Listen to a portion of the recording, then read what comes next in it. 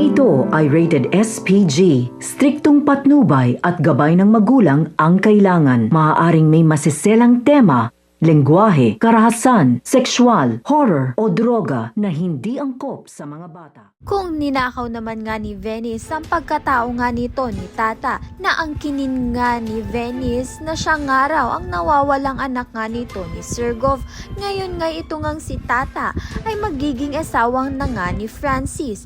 Kaya naman nga itong si Tata ay magiging Roberta Palma na. Isang ganap na nga na palma ito ngang si Tata nang piliin niya nga itong si Francis bilang asawa niya.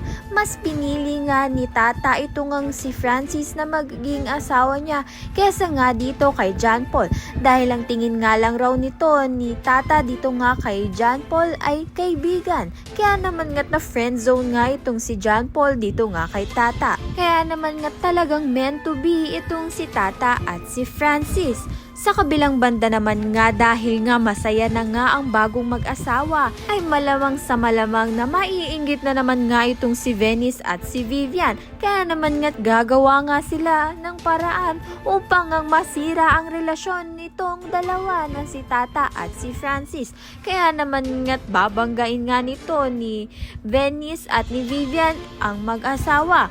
Ngunit silang dalawa nga ang mapapahamak, si Venice at si Vivian, dahil sila nga ang napuruhan kesa nga dito kay Tata at kay Francis. Talaga nga namang walang katapusan ng kasamaan nga nito ni Venice at ni Vivian at paulit-ulit na nga lang silang napapahamak sa kagagawan nga nila. Samantalang nahihirapan nga itong si Tata na palambutin nga ang puso nga nito ni Lola Sweet, dahil ito nga si Lola Sweet ay mataray pa nga dito kay Tata dahil hindi pa nga niya matanggap na si Tata na nga ang asawa nga nito ni Francis.